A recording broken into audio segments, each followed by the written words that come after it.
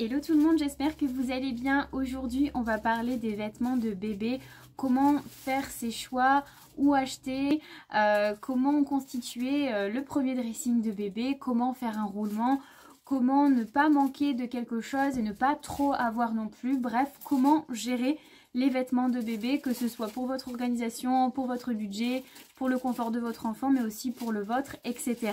Avant de commencer vos achats, je vous conseille de faire un tableau au crayon gris sur une feuille que vous allez pouvoir corriger et garder tout au long de vos achats pour vous guider. Donc sur la colonne verticale, je vous conseille de noter toutes les choses que vous devez acheter comme les bodys, les pyjamas, les bonnets, les chaussons, les pantalons, les gilets, bref tous les textiles qu'il vous faut. Et sur la colonne horizontale, vous mettez les tailles. Donc en fait vous allez avoir un tableau avec tout ce que vous allez devoir acheter et toutes les tailles.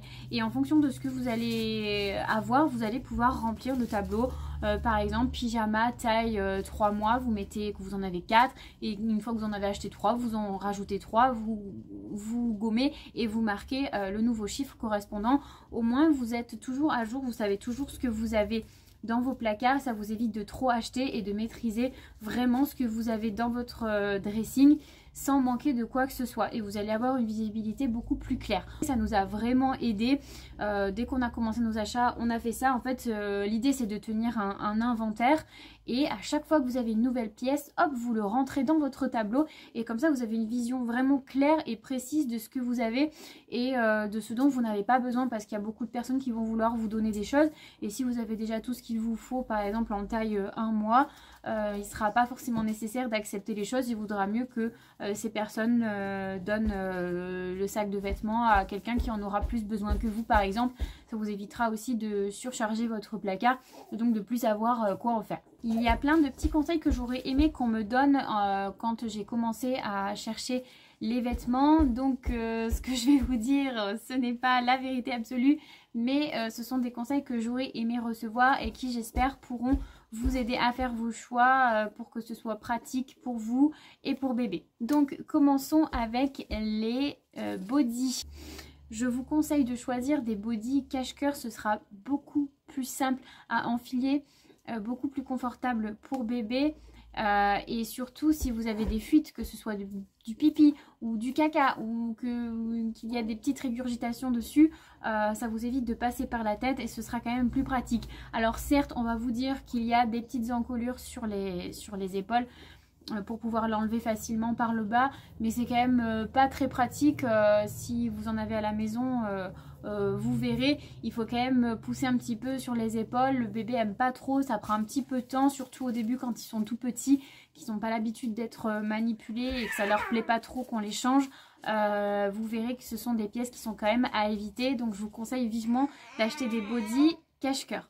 Concernant les pyjamas, c'est un petit peu le même principe. Essayez de choisir des pyjamas qui sont faciles à ouvrir, qui ont des ouvertures faciles au niveau de l'entrejambe, donc de la couche jusqu'au pied, parce qu'il y a beaucoup de modèles qui sont vraiment très bons mais qui sont vraiment pas pratiques à ouvrir, donc faites bien attention à ça, renseignez-vous bien, et je vous conseille de prendre toujours une taille au-dessus de ce que vous avez besoin, parce que si le vêtement est un petit peu trop serré, ça va être plus difficile à l'enlever. Alors si bébé a un petit peu faim, que vous êtes un petit peu pressé, que voilà, c'est pas le bon moment pour lui changer son pyjama, et ben ça peut créer des petites difficultés avec des pleurs, etc. Donc autant éviter ça, et de toute façon si vous prenez une taille au-dessus, ben, vous allez pouvoir en profiter un petit peu plus longtemps, donc ce sera beaucoup mieux. Si vous êtes du genre à vouloir habiller vos bébés avec de vrais vêtements, quand je dis vrais vêtements, je parle des petits pantalons, des petits gilets, des petits pulls, etc. Il y a des petites choses que je vous conseille d'éviter, notamment les pièces en jean, que ce soit les pantalons en jean ou bien les vestes en jean. Ce sont des pièces qui ne sont pas du tout confortables pour votre bébé. Mettez-vous à sa place, il a besoin de bouger, il est en train de développer sa motricité, il a besoin d'être à l'aise, donc je vous conseille d'éviter de le surcharger avec des pièces qui vont le déranger, le gêner, et qui peuvent même l'agacer et créer des moments inconfortables et puis des pleurs. de toute façon votre bébé aura le temps de porter des pièces comme ça, donc laissez le temps au temps. Moi je trouve qu'un bébé en pyjama c'est beaucoup plus joli qu'un bébé avec une robe ou bien avec une pièce en jean dans laquelle il n'est pas confortable. Donc profitez du temps où votre bébé est à l'aise dans des pièces comme des pyjamas ou bien même des combinaisons très souples, etc. Il y a beaucoup de choses qui se font, mais évitez les pièces qui sont trop rugueuses. Si vous optez pour des leggings par exemple, évitez qu'ils soient trop serrés à la taille parce qu'il y a quand même déjà la couche qui peut appuyer un petit peu sur le ventre après le repas, etc. Ou si le bébé a des gaz, tout ça. Donc évitez d'acheter des pièces qui sont trop serrées. Comme pour les pyjamas, je vous conseille de prendre une taille au-dessus. Au moins votre bébé sera plus à l'aise et ce sera encore une fois plus pratique à enfiler. Concernant les pulls, je vous conseille pour ça d'acheter plutôt des gilets que vous allez pouvoir du coup enfiler par les manches et donc boutonner sur l'avant comme un gilet en fait tout simplement. Pour plusieurs raisons. Déjà si le bébé a chaud, ce sera plus facile de lui déboutonner un ou deux petits boutons. Et encore une fois, ce sera plus facile à enfiler, sauf si bien évidemment vous trouvez des pulls qui sont pratiques et qui peuvent par exemple se fermer par l'arrière. Mais dans mon quotidien, je me suis rendu compte que même les pulls qui sont faciles à mettre avec des petits boutons sur les épaules par exemple, restent quand même des vêtements qui s'enfilent par la tête et qui peuvent déranger bébé. Donc il y a des enfants qui ne sont pas gênés par ce genre de vêtements. Pour ma fille, bon ça va, elle est cool, elle accepte beaucoup de choses, etc. Mais je vois bien que quand je lui mets un pull qui passe par la tête, ça la gonfle un petit peu, surtout si on a du mal à attraper sa petite main parce qu'elle bouge, parce qu'elle s'amuse, etc. Ça peut vite l'agacer. Donc on a arrêté d'acheter des pulls qui s'enfilent par la tête et maintenant on ne choisit que des petits gilets sympas qu'on peut facilement mettre par les bras et boutonner tout simplement. À propos des robes pour bébé, personnellement je ne suis pas trop fan de voir un bébé en robe parce que je trouve que déjà c'est pas pratique, surtout si vous avez un enfant qui commence à se retourner, qui rampe un petit peu ou qui apprend à se mettre debout, à marcher, etc. Ça peut vite être embêtant et le gêner avec ses genoux et puis se prendre les jambes dans le tissu, c'est pas très pratique. En plus ça remonte, on n'est pas obligé d'infliger une robe à un bébé pour qu'il soit bien habillé. Donc je vous conseille d'opter plutôt pour des petites combinaisons sympas. Vous en avez dans plein de marques différentes, des matières souples, des matières légères dans lesquelles votre bébé se sentira plus à l'aise.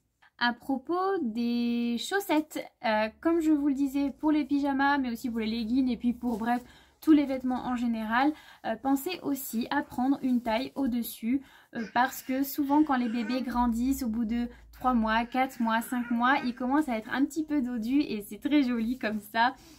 Donc évitez de leur serrer les chevilles avec des chaussettes qui sont trop serrées. Donc prenez plutôt des tailles au-dessus, au moins votre bébé sera plus à l'aise et ce sera beaucoup mieux pour tout le monde. Ça lui évitera d'avoir des traces aux chevilles quand vous allez les retirer. À propos des chaussures, évitez de lui en mettre s'il ne marche pas, ce n'est pas nécessaire, en tout cas c'est mon avis, mais je pense sérieusement qu'il est quand même mieux de laisser un bébé en motricité libre et libre aussi au niveau de son corps. Parce que il a besoin de bouger, il a besoin d'attraper ses pieds, il a besoin de découvrir son corps et donc les chaussures ne sont pas forcément nécessaires. Si il fait froid, optez plutôt pour des chaussons qui sont épais, type chaussons en laine, etc. Quitte à lui mettre 2 paires de chaussettes et puis une petite paire de chaussons, mais évitez les chaussures qui peuvent être lourdes, gênantes et qui peuvent l'embêter pour découvrir ses petits pieds et puis pour bouger. Alors soit vous allez utiliser des bavoirs pour votre bébé, soit des langes. Nous on n'a jamais utilisé de bavoirs jusqu'à le début de la diversification alimentaire et encore. Donc on a acheté beaucoup de tailles, enfin en fait on a acheté principalement 2 tailles, donc des grands langes, des très très grands, ou plutôt des tout petits. Je vous conseille d'acheter des tailles intermédiaires, de ne pas avoir que des grands langes ou que des petits langes. parce que les petits langes ça va être bien pour mettre dans votre poche si vous sortez, au cas où si bébé crache ou bavouille, etc. Les grands langes ça va vous servir par exemple pour le change, ou pour cacher bébé du vent, ou bien je ne sais pas, pour plein d'utilisations différentes. Mais si vous préférez les langes pour les repas de bébé parce que c'est quand même plus pratique, ça évite d'embêter bébé avec un bavoir au cou, etc. Vous allez vite vous rendre compte qu'on utilise un lange à chaque repas et que donc si le tissu est trop grand, vous allez mettre votre lange à la machine pour 3 petites tâches, ou alors vous allez le réutiliser plusieurs fois alors qu'il a déjà des taches, c'est pas top. Donc le mieux c'est d'avoir quand même des langes de taille moyenne, comme ça vous pouvez vous en servir convenablement et quand vous les passez en machine, vous ne lavez pas du tissu pour rien. À propos des bonnets, ça c'est très important, j'aurais aimé aussi qu'on m'en parle avant. Je vous conseille de prendre des petits bonnets comme ça qui descendent un petit peu sur les oreilles, parce que quand c'est pas le cas, les bonnets ont tendance à s'arrêter à ce niveau là et donc le vent passe quand même. Donc pour la prévention des otites c'est pas top, alors que si vous prenez quelque chose comme ça, au moins votre bébé est bien protégé du vent et les oreilles sont bien protégées également. Donc évitez les petits bonnets qui sont en tissu, en coton tout simple en fait, qui sont pas très épais et qui peuvent être un peu trop courts. Donc faites attention à la taille et au modèle du bonnet, optez plutôt pour des choses de ce genre là. À propos des gilets, cette fois je vous conseille d'avoir avec vous ce genre de pièces, donc des gilets en laine tout simple avec une capuche, c'est quand même très pratique. Au moins vous avez toujours de quoi couvrir la tête avec vous. Ça évite des blousons qui sont en matière rêche et qui ont du mal à se fermer, etc. Donc un gilet tout simple, très souple, épais, avec des boutons sur le devant, une capuche, ça c'est vraiment le top. Vous pouvez aussi opter pour des gilets en laine bien plus épais quand il fait plus froid. Vous pouvez superposer les couches et je vous conseille encore une fois d'avoir au moins une taille ou deux au-dessus de la taille qui est nécessaire. Comme ça, si besoin, vous pouvez cacher les petites mains de votre bébé et ce sera encore une fois beaucoup plus simple à enfiler et aussi à superposer. Donc ça évitera l'effet Golgoth trop serré où votre bébé ne sera pas du tout à l'aise. Du coup, ça va de soi, je vous déconseille d'avoir des vestes qui sont en matière trop rigide, dans laquelle votre bébé ne sera pas à l'aise et ça sera beaucoup plus difficile à lui enfiler et à lui retirer. Si comme tous les parents vous aimez les choses trop mignonnes, vous allez avoir envie d'acheter ce genre de combinaison à capuche qui se ferme par le devant et par les pieds, etc. Alors oui, c'est top parce que du coup quand votre bébé est dedans, il est bien au chaud, etc. Mais je pense que ce n'est pas une pièce qui est adaptée à tous les modes de vie, à chaque parent, etc. et surtout à chaque sortie. Je vous explique. Si vous mettez ça à votre bébé et que vous l'amenez dans un lieu fermé dans lequel vous allez ressortir au bout d'une heure par exemple, lorsque vous allez arriver, vous allez avoir besoin de déshabiller votre bébé pour pas qu'il n'ait trop chaud à l'intérieur et qu'il n'attrape froid en sortant. Sauf que si votre bébé s'est endormi en trajet ou dans la poussette ou autre, vous vous retrouvez avec ce genre de pièce qui est assez difficile à enlever parce qu'en général c'est assez serré au niveau des mains et c'est quand même gros et c'est assez imposant, donc à retirer c'est pas pratique. Donc en fonction de vos sorties, vous allez pouvoir choisir soit une combinaison comme je viens de vous montrer pour une balade par exemple dehors si vous sortez de chez vous et qu'ensuite vous revenez chez vous directement, ou bien optez plutôt pour des nids d'ange ainsi que des gros plaids pour pouvoir déshabiller votre enfant plus facilement si vous allez dans des lieux fermés. Ça c'est quelque chose qu'on m'avait pas dit et que je me suis rendu compte dont je me suis rendu compte au fur et à mesure en allant dans des endroits. Je me disais mais purée, il faut que je la déshabille, mais c'est vraiment relou parce que ça va me prendre un temps fou et quand je vais devoir lui remettre c'est pareil. Si elle dort c'est vraiment pas pratique.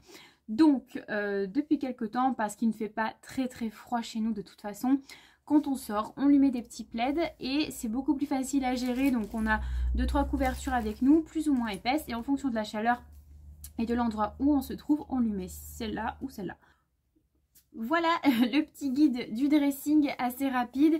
Je voulais juste partager ces petites réflexions avec vous et vous dire que globalement ce que vous devez garder à l'esprit c'est la question pratique. Vous pouvez très bien trouver de magnifiques pièces dans le coin pratique parce que ne vous laissez pas berner par des vêtements qui sont trop beaux et qui ne sont pas du tout pratiques, parce que vous allez regretter vos achats et ça va pas du tout pratique au quotidien. Donc optez pour des choses faciles à mettre, faciles à enlever, faciles à retirer, faciles à laver, etc.